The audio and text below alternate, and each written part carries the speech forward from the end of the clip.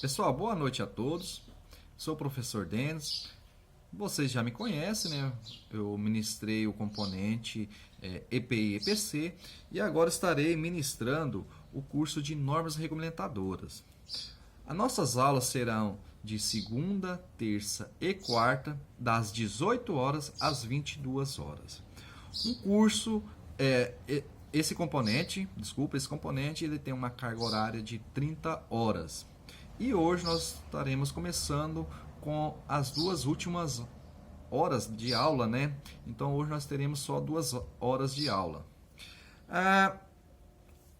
Nos 2, 3 primeiros dias, nós vamos falar, nas 3 primeiras aulas, nós vamos falar sobre a introdução de normas regulamentadoras.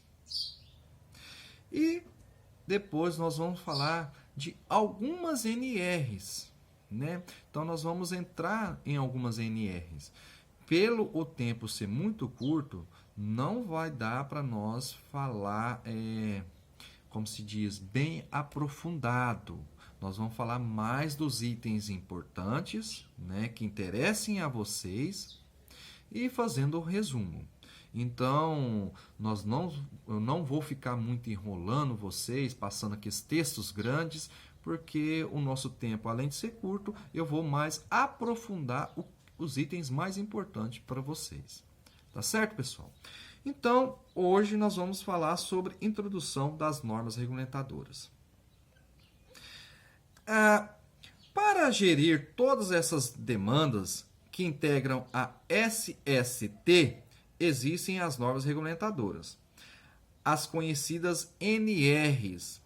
Elas regulamentam e fornecem orientações sobre procedimentos obrigatórios relacionados à segurança e medicina do trabalho. Nas NRs são obrigatórias para empresas privadas e públicas, órgãos públicos da administração direta e indireta, além de órgãos dos poderes legislativos e judiciário, que possuem empregados regidos pela CLT, conforme a portaria número 6, dia 9/3/1983. Dentro da NR, nós temos a SST. Qual que é a obrigação da SST? Primeiramente, qual que é o significado da SST? A SST é a saúde e segurança do trabalho. E qual que é a obrigação dela? As obrigações de SST podem ser consideradas complexas, mas por meio de processos organizados e integrados. É possível executar todas as exigências em conformidade com a lei e com pouco impacto no dia a dia dos profissionais de empresas. Confira alguns dos documentos que compõem as obrigações da SST. PCMSO, emissão do ASO, PCD. Essas são algumas das obrigações da SST. Vamos falar um pouco então da PCMSO. PCMSO é o Programa de Controle Médico de Saúde Ocupacional. O objetivo, a promoção e preservação da saúde dos trabalhadores. Através do PCMSO, monitora-se por anamnese e exames laboratoriais a saúde dos trabalhadores, visando identificar precocemente qualquer desvios que possa comprometer a saúde dos trabalhadores. Conforme a NR1, nós vamos falar mais para frente sobre a NR1. Nós vamos estudar a NR1. Nós vamos estudar mais ou menos 7 NRs. NR1, NR3, NR5, NR7, NR35, NR16. Nós vamos estudar elas mais para frente, tá? Assim que encerrar a introdução de NR, nós vamos falar de algumas das NRs. Voltando aqui, conforme a NR1, dá tratamento diferenciado para MES, e para EPPS, dispersando-os do PPRA e o PCMSO, se não atuarem em atividades com riscos físicos, químicos e biológicos. Na emissão de ASO. ASO é o atestado de saúde ocupacional. É um documento que atesta se o funcionário está apto ou inapto para realizar suas funções dentro do local de trabalho. Também, pessoal, tem que tomar cuidado que quando um funcionário ele é desligado da empresa, também tem que fazer o ASO, para ver se naquele decorrer do tempo que o funcionário estava trabalhando naquela empresa, ele sofreu alguma avaria na audição, cardíaco, enfim. Então ele tem que apresentar aquele ASO.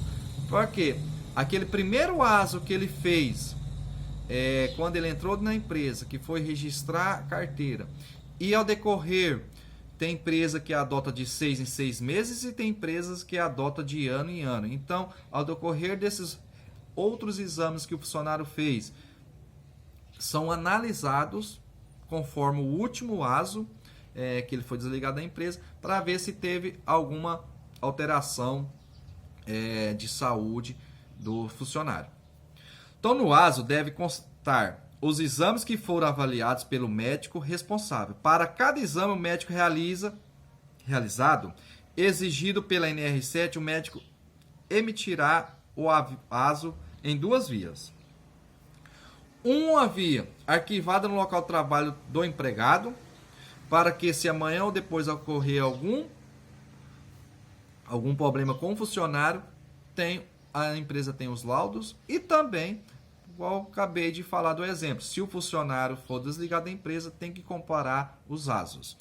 E a segunda via é entregue obrigatoriamente ao empregado, né? Porque o empregado também ele tem que ter uma via para saber como que ele está de saúde dentro do local de trabalho. Importante, o ASO é um dos eventos que deverá ser enviado ao e-social, por isso é de extrema importância o gerenciamento dos vencimentos de todos os tipos de exames periódicos, onde que eu falei que esses exames periódicos podem ser feitos em determinada empresa, ser feito de 6 em 6 meses ou anual.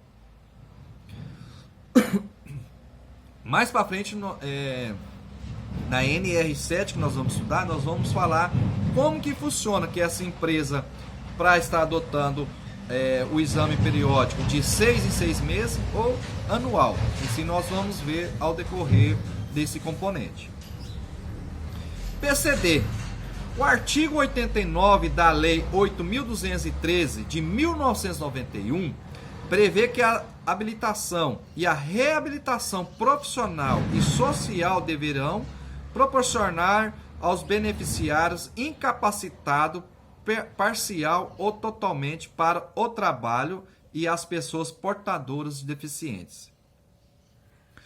Os meios para a educação ou a reeducação e a adaptação ou a readaptação profissional e social indicados para participar do mercado de trabalho e do contexto que vive.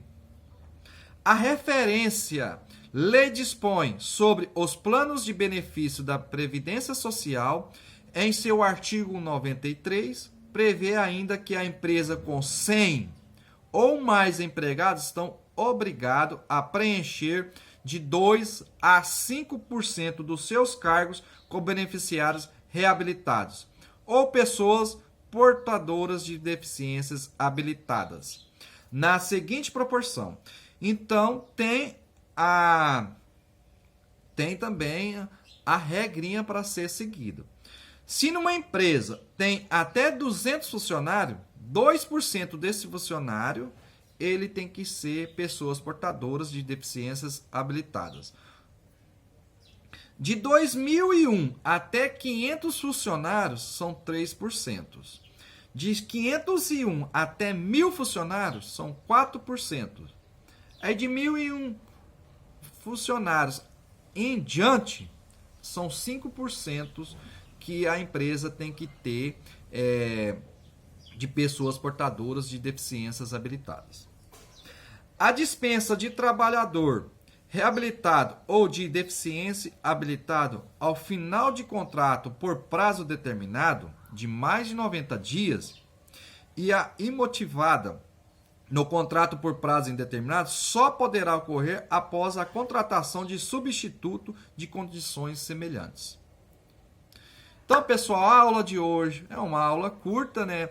É por causa de 2 horas, né? As 2 últimas horas de aula. É mais sobre uma introdução de NR. Nós vamos dar continuidade ainda mais umas 2 aulinhas sobre a introdução de NR. E nós vamos falar sobre algumas NRs, as mais importantes, voltado para o curso Técnico de Segurança do Trabalho. Tá ok, pessoal? Pessoal, qualquer dúvida estou à disposição lá no WhatsApp, na plataforma. E todos têm uma boa aula. Tá ok, pessoal?